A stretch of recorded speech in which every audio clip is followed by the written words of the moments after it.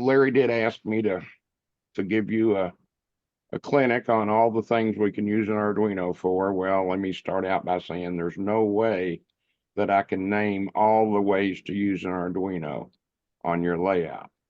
However, I'm going to name several uses with the hope that it will cause you to think of one or more projects that will fit your needs.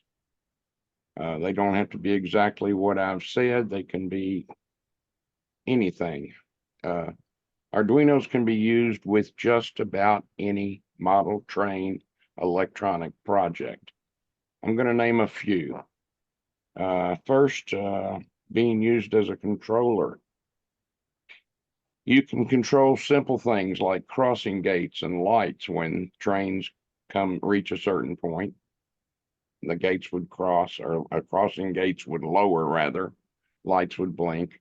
And then when the end of the train passes the road or whatever is protected by the crossing gates, they would come up and the lights would go off. You can control turnouts with the appropriate signals with an Arduino. When certain things happen, the Arduino would then cause a turnout to switch. You can control the speed of a locomotive with the right hardware. You can control the speed depending on where it is, if you want to try to automate that part of your layout. You can control the motion of movable parts on your scenery, such as maybe a coal tipple. You can cause it to go down and come up when it's appropriate. You can also use an Arduino as a timer. You can measure the time it takes a loco to travel or measure distance and calculate the miles per hour. You can time how long a recorded sound should last, such as a sawmill. A train would go by a sawmill, the sound would start, and you can time it to last so many seconds, etc. You can allow a loco to proceed after so many minutes or seconds while waiting in a passing siding, if that meets your needs. The Arduino also can read sensors and do things as a result of the sensor's output. We can sense the position of a train at any predetermined spot on the track. That would go with some of the things that I've already mentioned, like crossing gates. We can sense the block a train is in and display that information on a monitor or overhead display, which would be really neat. The Arduino can sense and count things and then cause something else to happen when a certain count is reached. You can also use an Arduino's outputs to operate things. For instance, you can operate signals by using the Arduino outputs connected directly to the signal heads. Or you can output to a speaker and create tones of specific frequencies, or output basic melodies, or even output pre-recorded speech.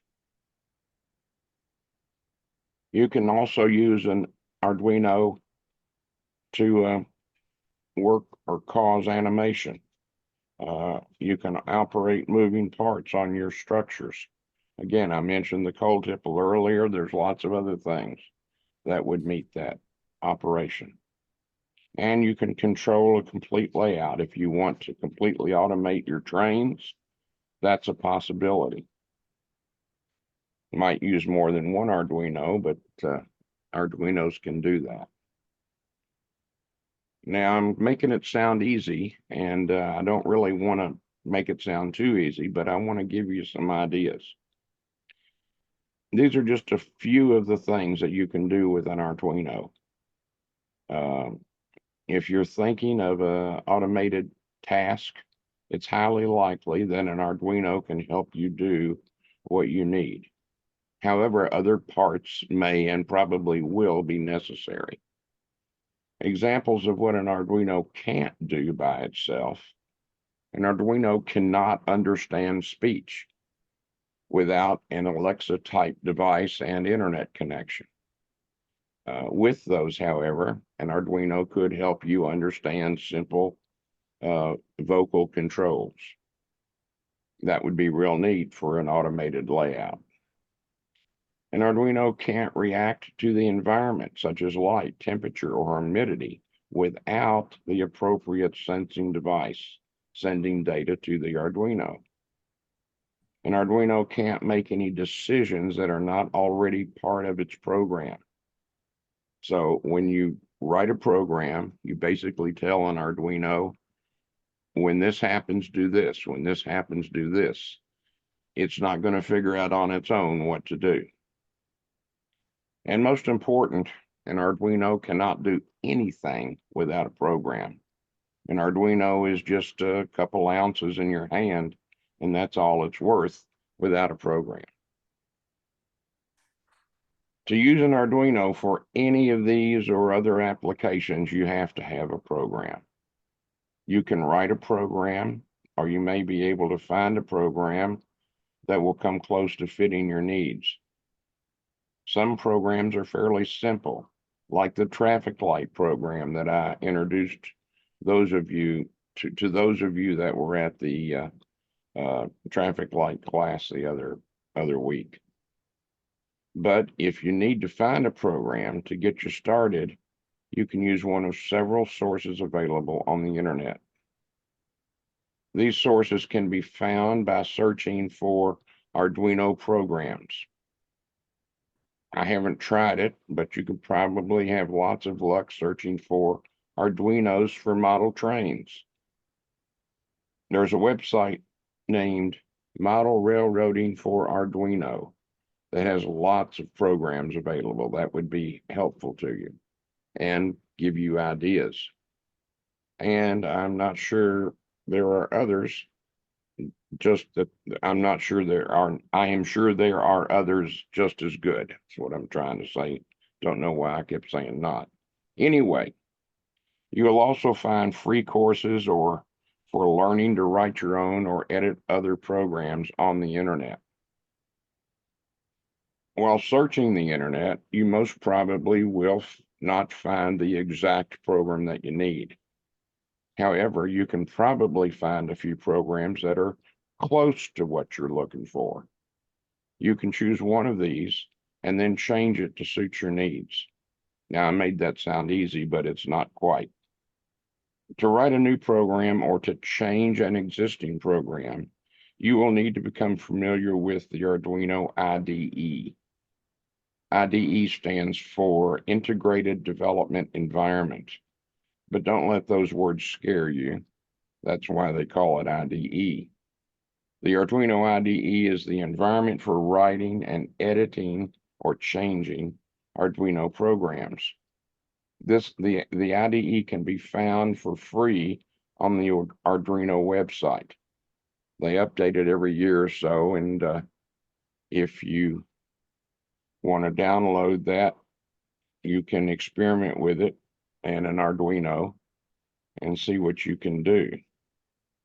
If you're not familiar with writing Arduino programs, but have experience writing programs in some other programming language, and you know and understand the general rules of programming, you should find it fairly easy to apply your knowledge to the Arduino IDE. You can study some of the example programs that come with the IDE to get the hang of how it all works. The Arduino IDE, like I said, comes with lots of examples. Again, some of those examples could be programs to help you get started with whatever you want to do.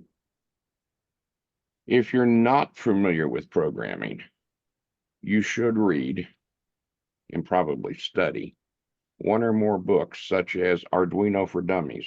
That's a good book. I've read most of that book and have learned a lot. Depending on how you think, some of you will find it fairly easy to learn how to program. Some of you will not find it very easy. If you're a logical thinker, you can follow the rules, then you probably will not have too much trouble. If you can't get the hang of programming, or you just simply don't want to write your own, there are folks that will write your program for you.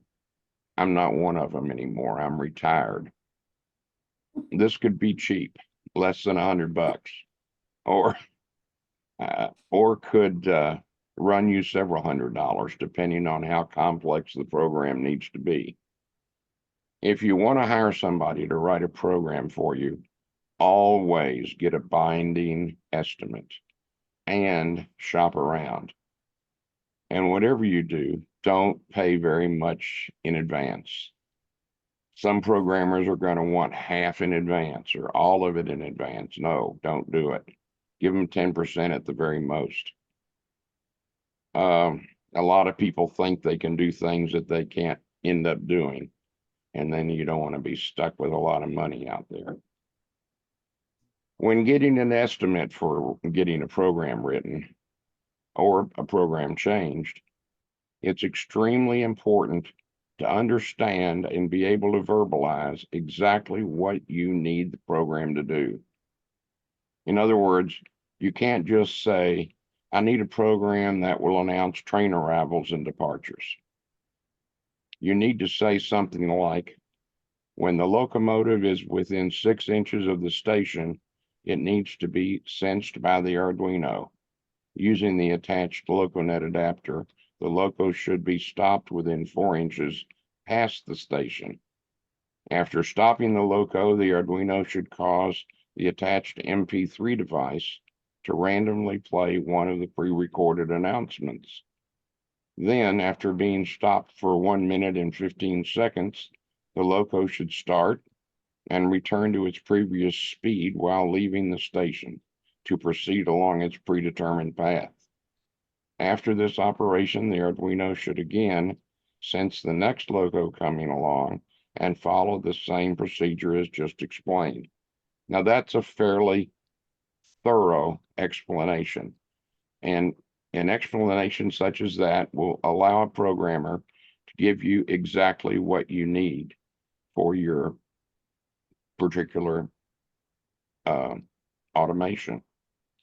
He'll also hopefully be able to tell you what extra parts you're going to need, such as a sensor to sense when the train reaches that 5 feet or 6 feet before the station. Another sensor to be able to tell the Arduino where it stopped, etc. So there will be extra parts, in this case, very few extra parts, and pretty cheap extra parts. Remember, you need to understand and be able to verbalize exactly what you need the program to do. If you can't do that, then find a friend to help you. I'll be your friend. I can help you at least do that much. Even though Arduinos can be made to handle several tasks at once, I highly recommend that you use separate Arduinos for each different task on your railroad. This makes the programming job simple, and Arduinos are cheap. If I just checked on eBay and found them as low as $9.50, and that was on Amazon. On eBay, I'm sure you can find them any cheaper. And I've bought a lot of inexpensive Arduinos on eBay, and I've had very, very, very little bad luck. I'd say 99% of the electronic parts I buy on eBay, cheap parts, are work and do what they're supposed to do.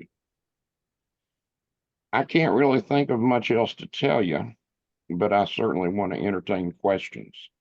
Does anybody have any questions?